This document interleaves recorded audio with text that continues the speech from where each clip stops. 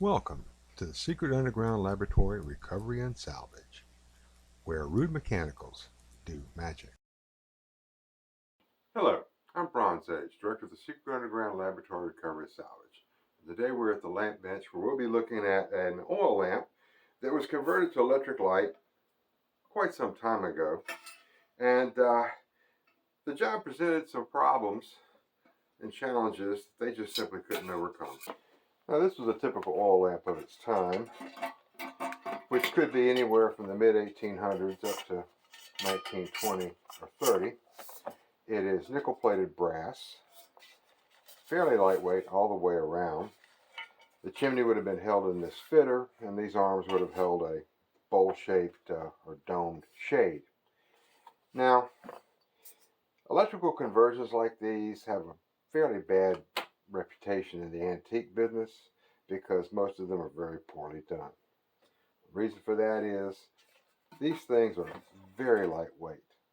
Your typical lamp is made by crushing a bunch of stuff together on a central pipe, putting the socket at the top of it, and this kind of lamp simply doesn't have the strength to be able to hold that kind of crushing force. So you're left with just loose sockets and stuff like that. Or a lamp that just simply falls apart as soon as someone tries to use it. And I have to come up with a way to avoid all those problems. The only substantial part of this entire piece is this iron ring down here in the base, which gives it enough strength to keep from caving this in, as well as enough weight to keep it from being too top heavy. So I'm going to have to come up with some sort of contraption that takes advantage of this piece right here, because this is the only thing strong enough to hold on to. Plan A starts with a piece of scrap plywood. I cut a big circle out of it, then chopped a piece out the middle, sliced off the edges, because it's going to go in here like this. Make a little connection here with another little round piece.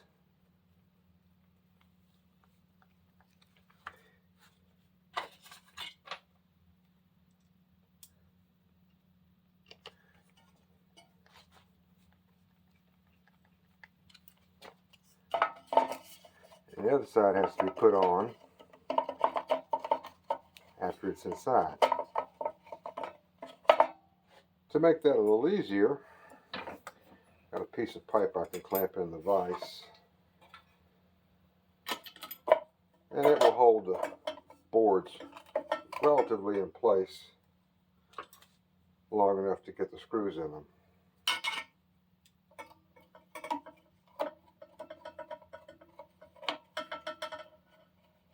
This tab is just a temporary piece to hold everything in place while I'm doing the rest of the fitting.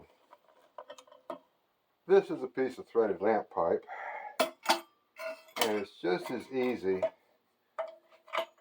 to mark it directly to figure out how much you need than to measure it, because you're going to measure it wrong. It's possible to mark it wrong, but not quite as likely. Now I've got a nickel-plated base, a check ring that'll go on here. I can use a Sharpie to make a good mark there.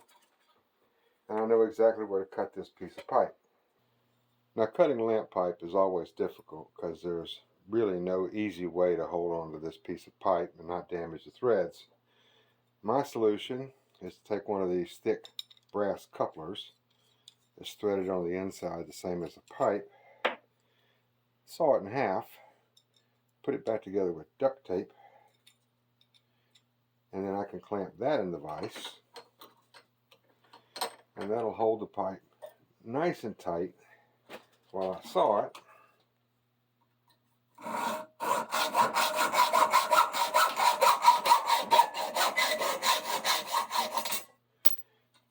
No damage to the threads. Of course, the last thing I have to do is clean up the end, because hacksaws do not make clean cuts. drag it on like that, get it nice and flat, and come back with it at an angle and roll it, and that will leave me with a nice edge that the nut will go on there nice and tight, and everything will be good. Now that I've got the major details figured out, I'm going to have to figure out how to safely get the cord inside the lamp. The customer wants the filler plug, which is just a piece of cork stuffed in the hole, turned to the back, so I've got a relatively flat spot of the bell here.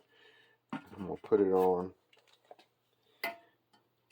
give it a little punch mark, and drill a hole. And this points out part of the problem of drilling in thin sheet metal is that it likes to jam the drill bit. And that's why I have the backing piece on it, so I can hold this thing tight.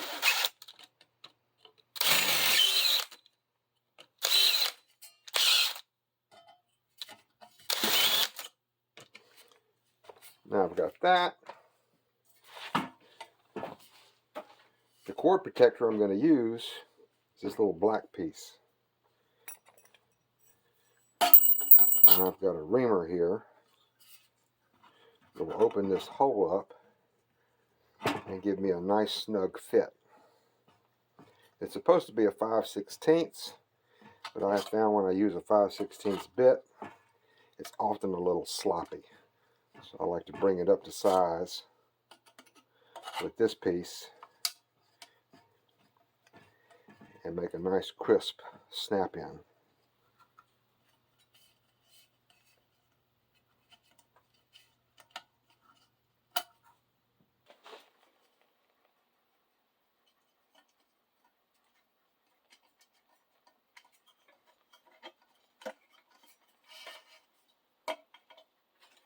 Now for cord protection here where it goes in the pipe, I've got another little insert that will just slip down in there.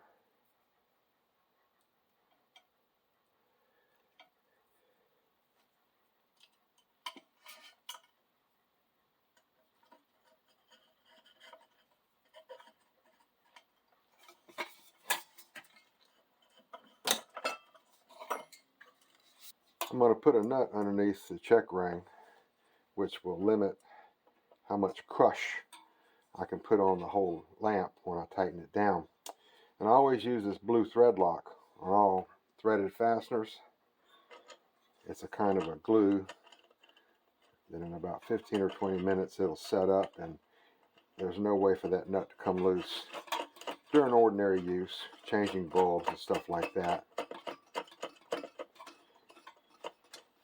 Adjust this down.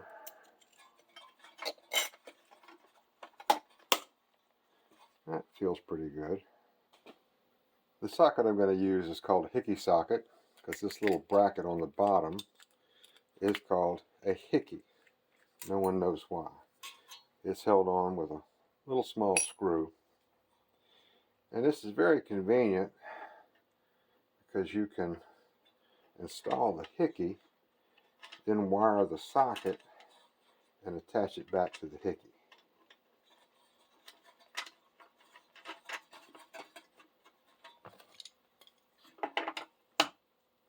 Very good for lamps where the socket is down inside of a cup. Now, the little sermon I give for every lamp video. Lamp wire sold in North America has one side with smooth insulation, one side has ridges. Sockets have one silver screw, one brass screw. The brass screw always goes underneath, and the smooth wire always goes underneath the brass screw. If anybody's keeping track, this is called the hot wire. There's no such thing as a cold wire, and there's no such thing as a warm wire. The one with the ridges, known as the neutral wire, goes underneath the silver screw. And the wires always go clockwise. Let me pull this back down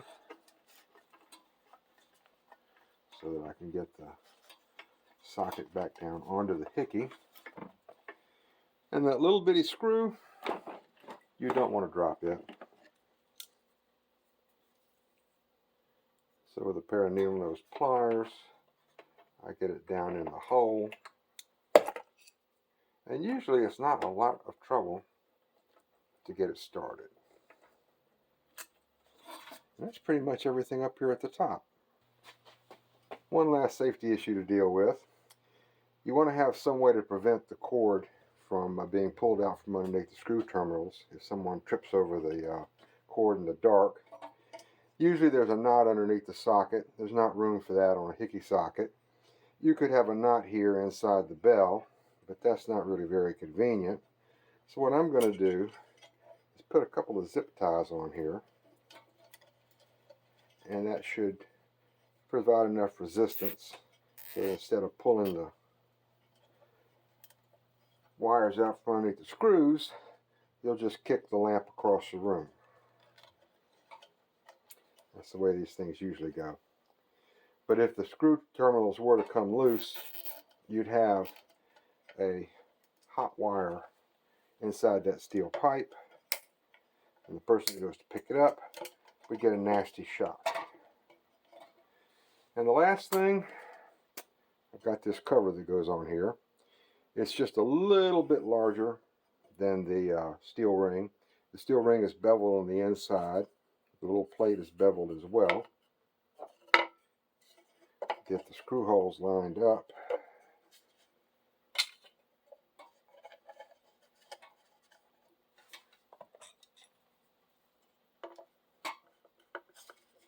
Get them started.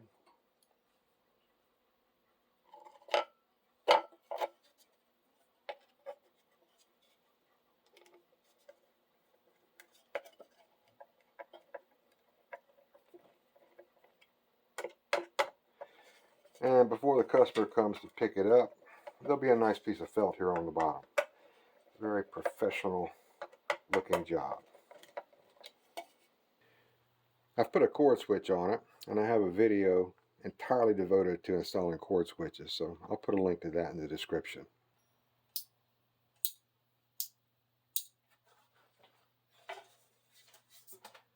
Well, I'm happy with the way this turned out. It's really not that difficult to wire one of these very lightweight lamps. You just have to remember that none of the stress can be put on these thin sheet metal pieces because they will just simply bend. The more you tighten it, the more they bend, and you end up with a lamp in very poor condition. So this is Bronze Age for the Secret Underground Laboratory. I appreciate you watching this video. Really appreciate a thumbs up. Subscribe if you haven't already. And again, thank you for watching.